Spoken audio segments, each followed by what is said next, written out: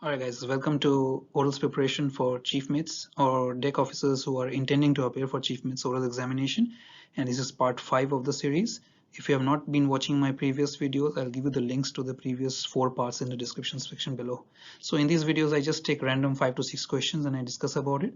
How this helps you is that if you are asked this question, then it helps you to prepare for this question, also helps you to put this question in your own question bank.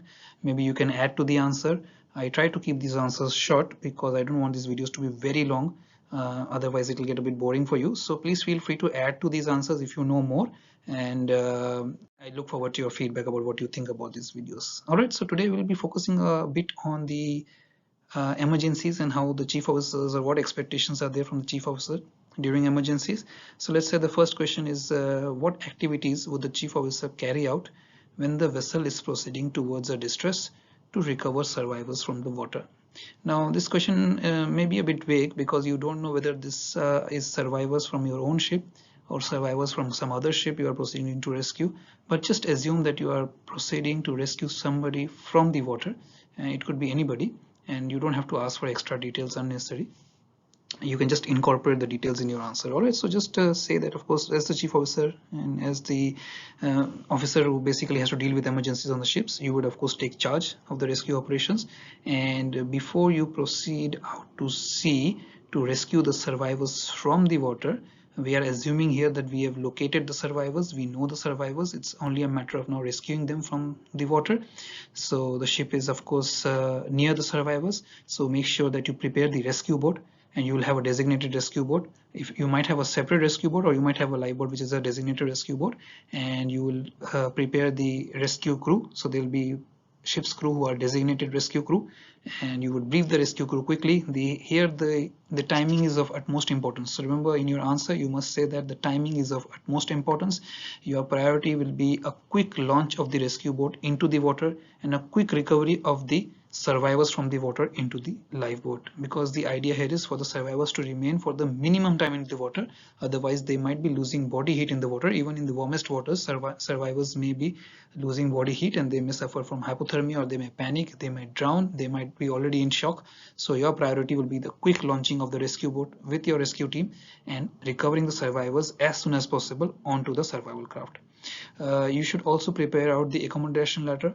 If there are more survivors, you may have to prepare accommodation ladder, because some of the survivors may not be able to climb a pilot ladder, or they may not be able to be fitted into a rescue boat if there are more survivors. All right, so you should also prepare other means of access to the ship other than the rescue boat recovery system.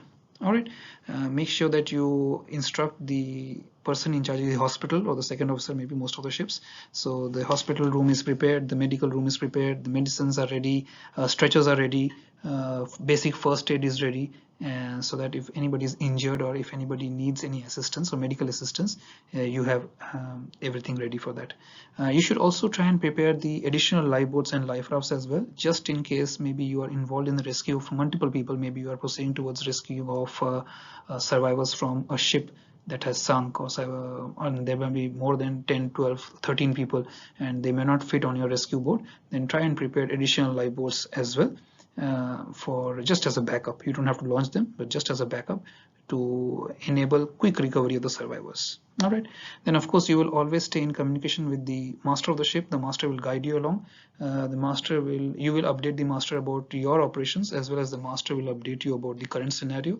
So if you are one of the vessels which is involved in rescue operation, then of course the master will be corresponding with the RCC, or the rescue coordination center, as well as the other vessels in the vicinity, as to what will be your role in this operation. If you are the only vessel which is there, then of course it is your responsibility, and still the master will be advising you.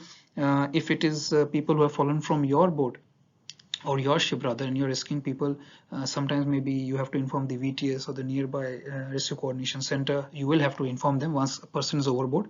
You normally issue a mayday warning, you notify the other vessels. So the master will be in constant communication with you, and you, as the on-scene commander of the situation, will be updating the master about the situation that you are facing out there at sea. All right, make sure that you also instruct people to prepare for resources like food, extra food, cabins, clothes, dry clothes, warm clothes, it could be blankets, it could be water. So if you once you rescue people from the sea survivors, then you may have to provide, sometimes they may be from other ships, so you may have to provide them with other resources and make sure that they are warm, they are dry as soon as possible to prevent hypothermia from setting in. All right, so of course there are other things as well, but these are the priority actions. All right, so this is, of course there are other things where you, once you get them on board, you start taking photographs, collecting evidence, start to try and identify them, or if they're from other ships or if they're from your own ship, then you have to make sure that you still collect as much evidence as possible, because tomorrow you will have to provide those evidence, but that is for later stage. This is talking about priority stage. All right.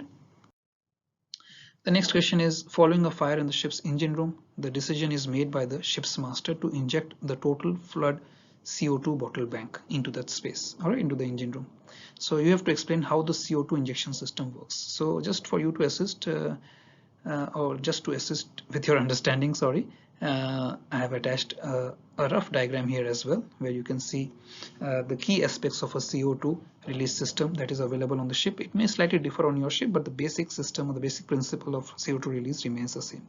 So basically the total flooding system is set for immediate operation into a high risk area such as an engine room. So engine room is a massive space, and the CO2 system is designed that you can inject the whole CO2 bottle bank into the engine room. That is designated as well. They are designated bottles allotted to the largest space on the ship, which is the engine room. Once the decision is made by the master to inject the CO2, the chief officer, or you, would be expected to shut down the boilers, fans, fuel lines, and evacuate the machinery space. Basically, the engineers will assist you as well. So you have to be in talks with the chief engineer or the second engineer, whoever is in command of the engine room. Make sure you are in talks with them. You will instruct them to shut down all the systems, because they are more familiar with the engine room than you are. And that is what is expected. But you as a chief officer have to make sure that all the systems are down and all the systems are shut down and all the ventilation systems are closed and people have been evacuated, because CO2, as you know, is a toxic gas. Inhaling CO2 will lead to asphyxiation, suffocation, and death. Then you have to take a head count of all the people once they have been evacuated. You can only release the CO2 once the head count has been taken and you have confirmed that everybody is out of the compartment. You have taken head count, you know where the location of all the personnel are, only then you should be releasing the CO2. Otherwise it can be very harmful for anybody who's stuck in there. So once you take the head count, make sure that the pilot bottles are activated by pulling the handle in the remote operating cabinet and operating the injecting valve to allow ingress into the machinery space. So there are a couple of pilot bottles that are allotted, or sometimes a few bottles are allotted as pilot bottles. That is the initial release system into a space. All right, once the cabinet is opened, the alarms would be automatically activated. So once you activate the pilot bottles, the CO2 alarm, the bell and the ringing starts to happen in the engine room. That is also an additional way of informing the people, if anybody is still stuck there, to inform them that CO2 is being released. So this action would let CO2 from the pilot bottles into pressurize the cylinder and push the piston downwards. The piston movement will break or will fire the bottle bank and cause CO2 to enter the engine room. So initially it could be through the pilot bottles you can actually inject the whole system. So there are bottles designated for each of the spaces. So normally on a ship there are bottles designated for each of the cargo space, but the system is arranged in such a way that the entire set of the CO2 cylinders can be injected into the largest space on the ship, which is the engine room, and you can activate it through the pilot bottles, which is the fastest way of activating or rather releasing the CO2 bottles into a engine room or large space engine room. In the event of having to inject the total flood CO2 into a cargo space, how would you know the amount of CO2 to inject? So I have answered this before. The amount of gas to inject is defined by the CO2 plan. Like I said, number of bottles are allotted to it based on the size of the cargo space.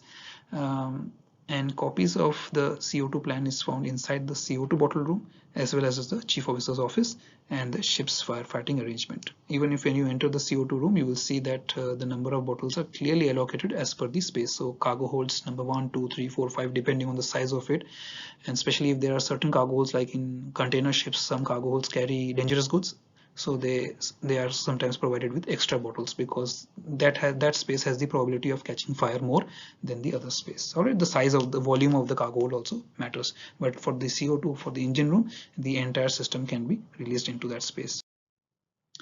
What are the advantages and disadvantages of the CO2 flooding system? So advantages are it has a good knockdown capability. So that means the whole system, the whole CO2 once released, it comes down as a heavy gas, and it can settle on a fire so quickly that it will asphyxiate the fire. It will not supply the fire with any more oxygen so that the fire can continue to burn. It will just asphyxiate the fire. It will suffocate the fire. Then there's a ready available supply of CO2 around the world. That means once you use the CO2, you can go into the next port itself, and most of the ports these days can restock you with the CO2. They can refill the bottles. They can so that's a system that can be quickly serviced and checked. It's a comparatively cheaper system. So in the olden days, they also used to have a halon system. Now that's I'm talking about many days back. So CFC and halon system. So halon system, the problem with the halon system was it contained CFC or chlorofluorocarbons, which was considered to be very bad for the environment. So that's why CO2 system is very popular. It's cheap as well as easy to use and does not have any immediate impact on the environment.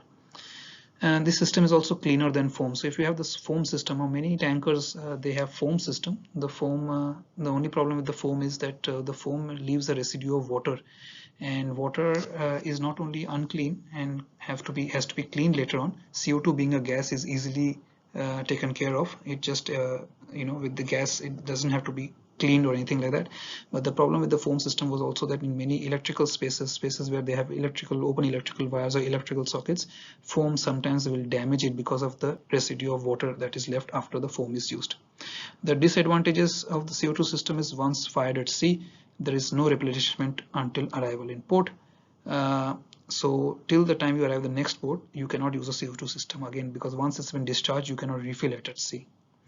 You cannot of course breathe. If it is released, it causes total asphyxiation, and people, if they are trapped in the compartment, will definitely suffer. They will suffocate, they'll be unable to breathe, and they will most likely be harmed and die in the process.